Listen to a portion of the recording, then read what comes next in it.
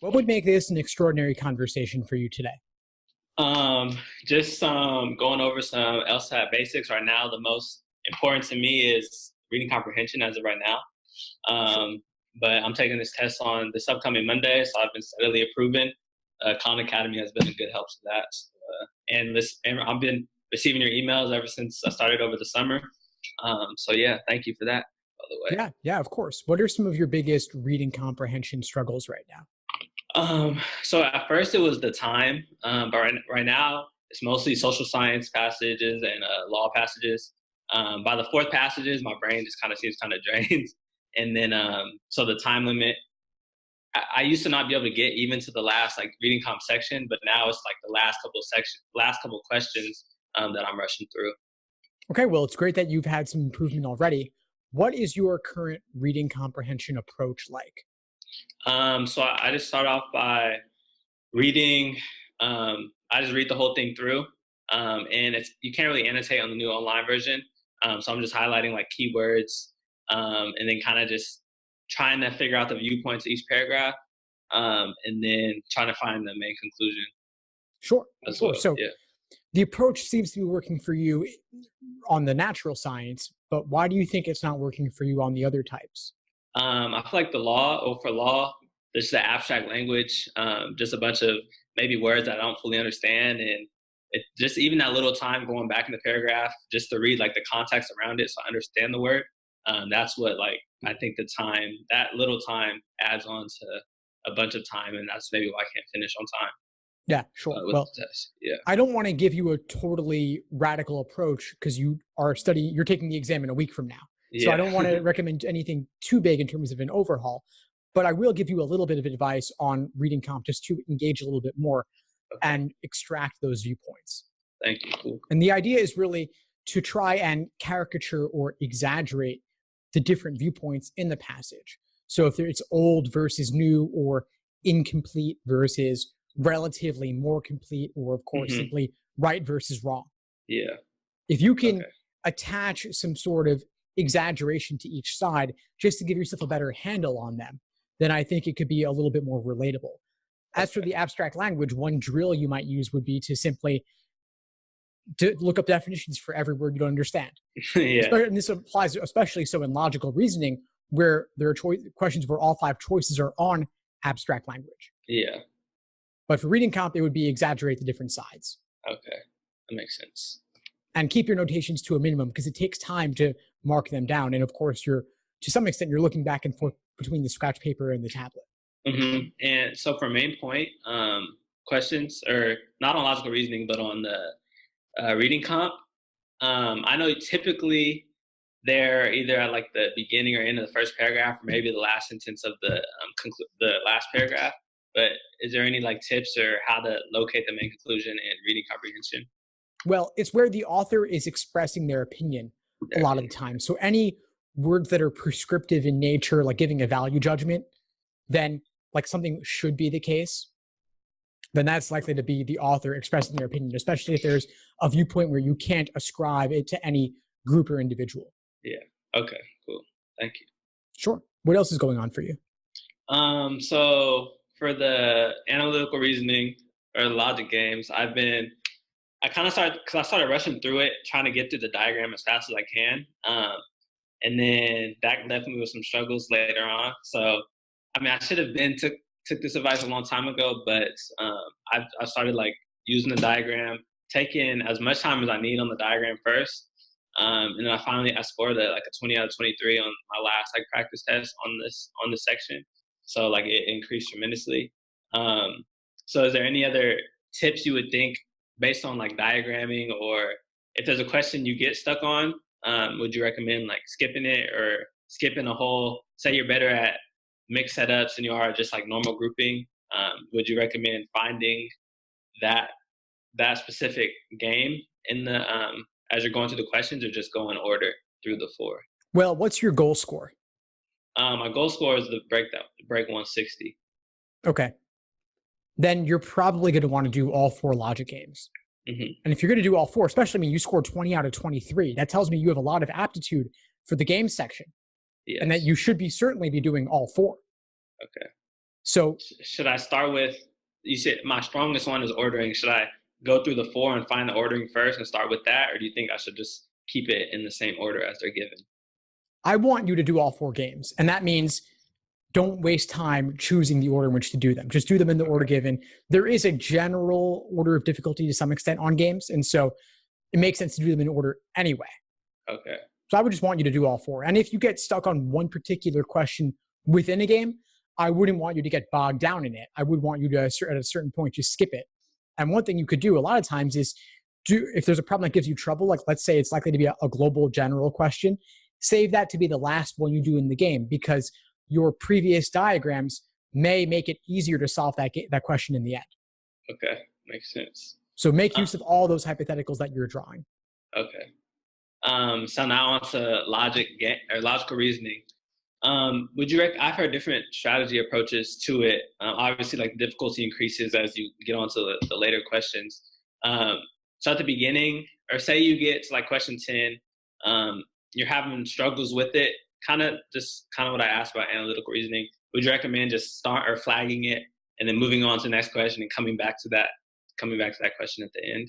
Yeah, totally fine. Totally fine. There is that general order of difficulty, but around question 9 or 10, you'll start to hit some tough ones.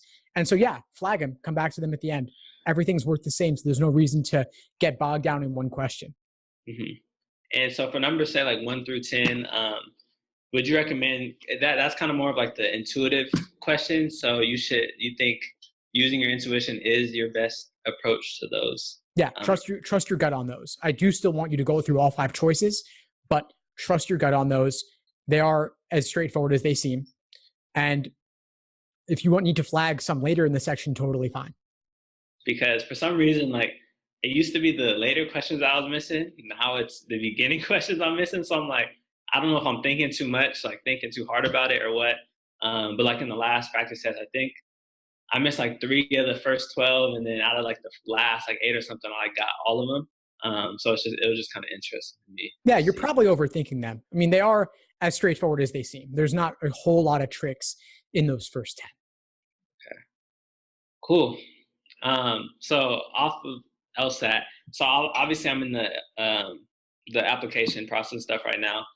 So how would you recommend, because obviously I haven't gotten a score back or anything yet, but I'm looking to apply to schools with just in mind, like foreshadowing what I believe I'm gonna get on the test. So do you believe I should determine which schools to apply to based on my score, or just continue on with the process and like just apply anyways, even if I'm not meeting like their median LSAT range or anything like that? You don't have a whole lot to lose other than the application fee, especially since applications are to a large extent standardized. I mean, you're doing the same personal statement anyway, you're getting the same letters of rec anyway, just really the application fees associated. Okay. So I would work on getting everything together. Then once you get your score back, that may lead you to adjust up or down depending on what the numbers turn out to be. But overall, you want to apply to as many schools as you reasonably can, because that way, if you get multiple acceptances, then you could potentially play them off each other for scholarship money. Uh-huh. And what's your opinion on, say you get into a top 50 school or whatever, but they're not offering you that much money opposed to a 50 to 100 school where they're offering you the most money, but they're not as, I guess, you know what I'm trying to say, like yeah, totally. Prestigious. Yeah, no, that's fair. I mean, prestige does matter to a certain extent when it comes to employment opportunities afterwards.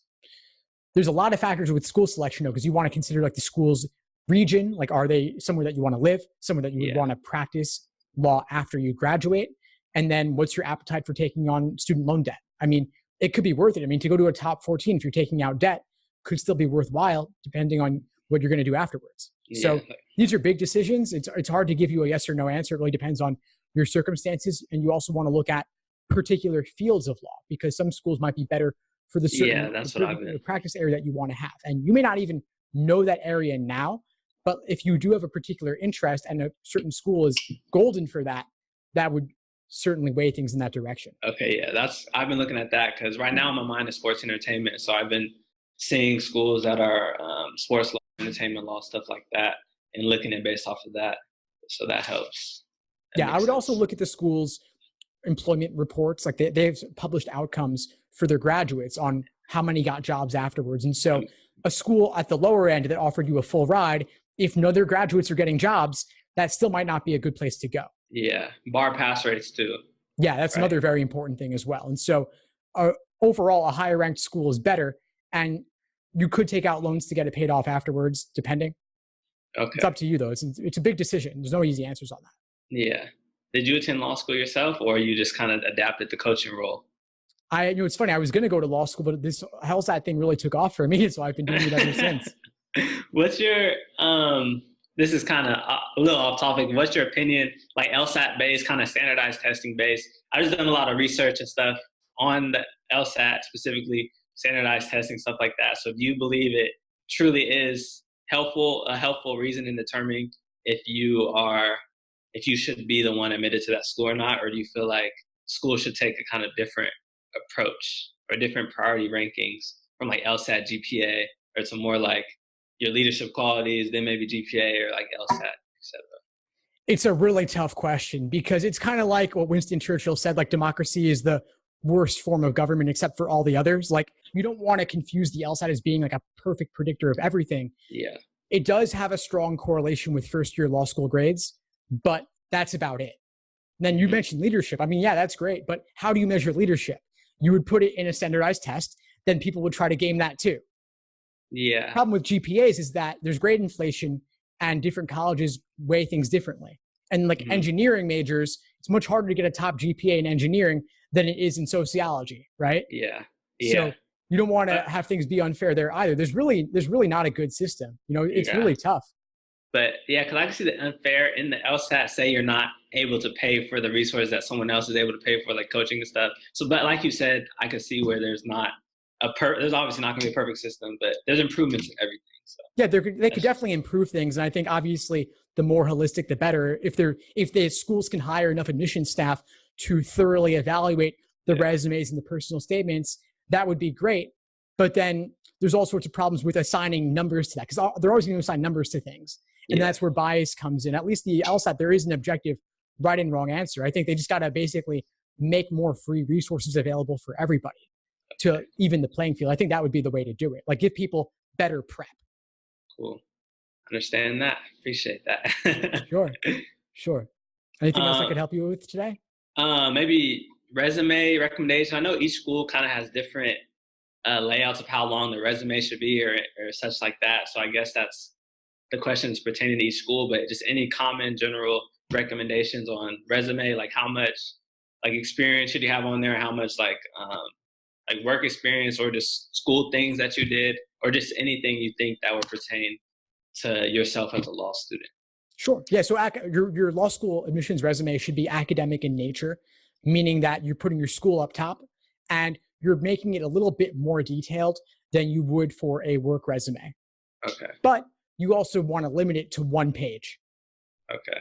And not playing with the margins too much on that, but really like, unless you had something astronomically special, like that warranted making it beyond one page, I would keep it to one page. Everyone wants to be detailed and include everything, but you have to make some tough choices. Yeah. More is not always better. Correct. Yeah.